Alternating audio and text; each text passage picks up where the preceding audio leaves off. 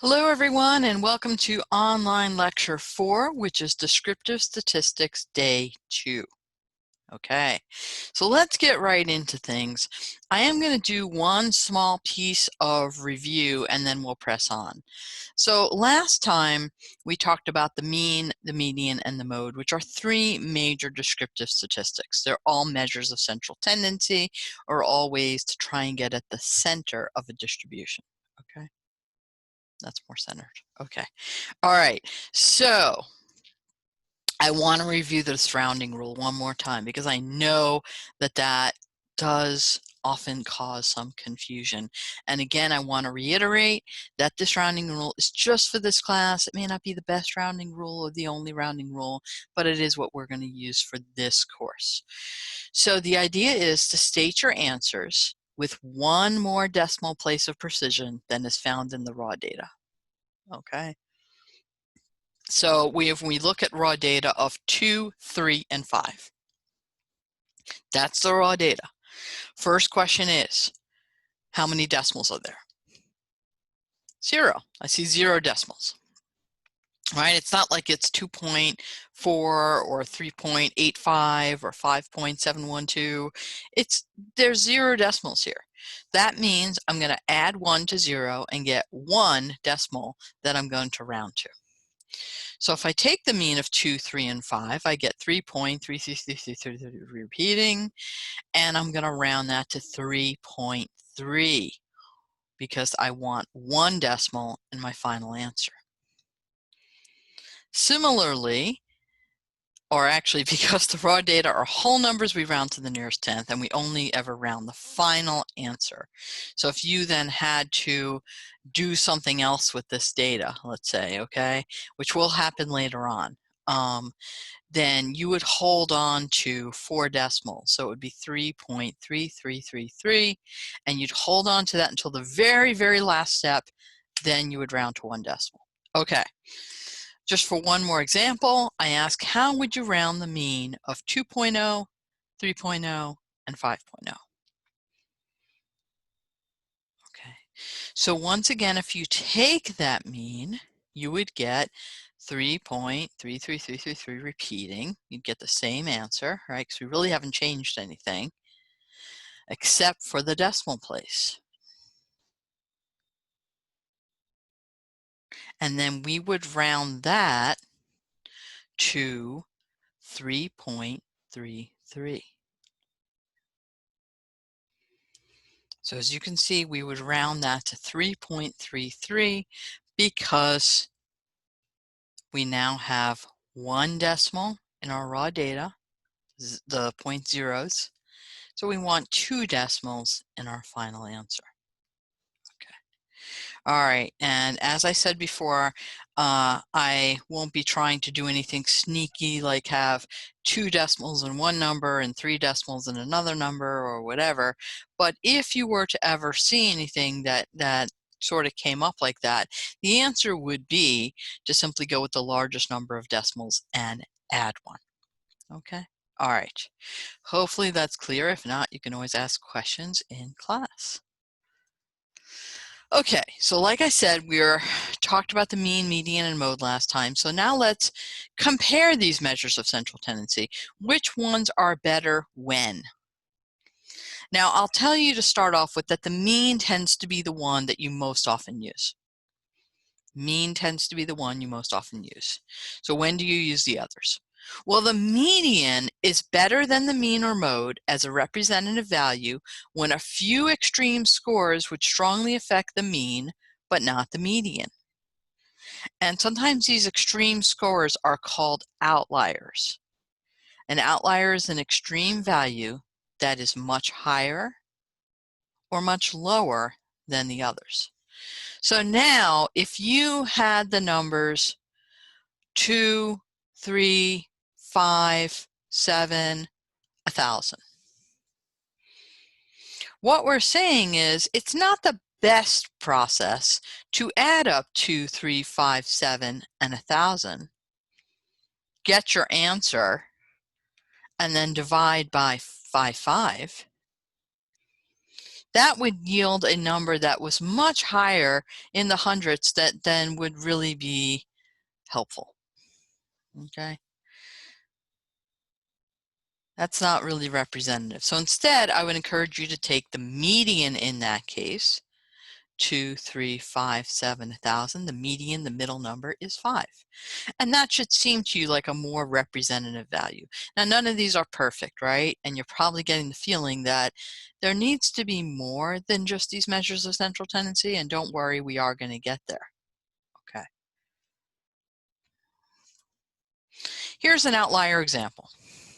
5 graduating seniors on a college basketball team received the following first-year contract offers to play in the National Basketball Association, or NBA.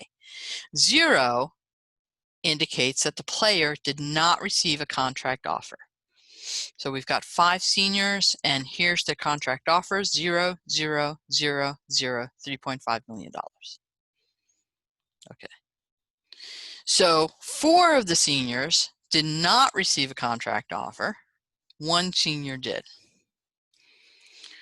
So if we took the mean contract offer, we would add up 0 plus 0 plus 0 plus 0 plus $3.5 million, divide by 5, and we'd get $700,000.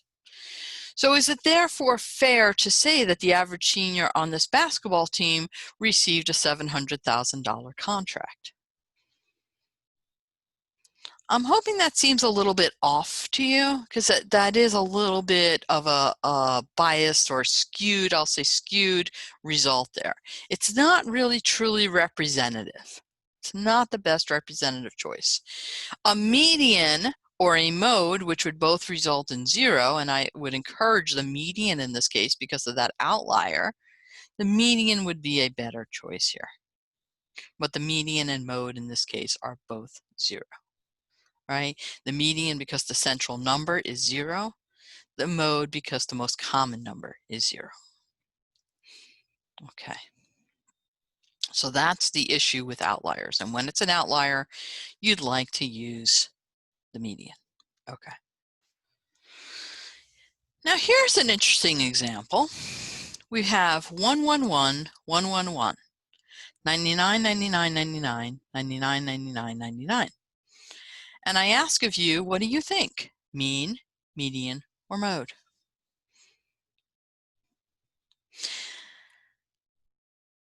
I will tell you that if you choose the mean or median, you're going to get an answer of 50. If you choose the mode, you will get answers of 1 and 99. Now you probably already guessed from the title of my slide that really the best answer I would say in this case is the mode. Best answer in this case is the mode. And the reason is there isn't even a 50 in here. It's not a good way to describe this data, right? If you're looking at, let's say these were test scores and 6 students got a 1 and 6 students got a 99, and you said the average score was 50. How is that really helpful to you? It's more helpful to describe the mode of 1 and 99 to see that either people did really, really, really well or really, really, really poorly, right? That's more telling of what the data has to say. All right. I do want to show you this as well. Now we have our original data that we were working with last time of 555, 666, 7, 88, 99, 10. And here's a new set of data, 0, 0, 0, 0, 0, 0, 14, 14, 14, 14, 14, 14. So if we dutifully take the mean of both, right, and that could be represented by X with the bar over it, or M, and we sum up all those numbers in both cases. So we sum up the first set, we get 84, we divide by 12, and because there are 12 numbers, and we get 7, which we round to 7.0. No decimals in the original data, 1 decimal in the final data. Similarly, if we add up all the zeros and add up all those 14s together, right, we'd also get 84. There are also 12 numbers. we would take 84 divided by 12, get 7. Again, the rounding rule, there's no decimals in here, would say it's 7.0. So what's my point? My point is these both have the same mean, despite the fact that they're very different sets of data, right? Look at them. The first one is more clumped together. The second one is more spread out, and it really looks very bimodal, right? Two modes there really is what's going on. So my point is that we need more than just the mean or just the median or just the mode to describe our data. We need more than measures of central tendency. And we're going to get into the next step of understanding what we may need and how we can use it as we go forward. But for now, I'm going to invite you to take the next quiz. Okay, you go to G2L, you go to quizzes, you go to quiz 2, you enter the password of 7264, and you please answer the 2 multiple choice questions. Okay, so that's our second quiz, and remember, quizzes are due the day after the assignment for the lecture happens. Okay, so please complete that at your earliest convenience. Please come to class if you have any questions about any of the material, and other than that, I will see you next time. Have a great one.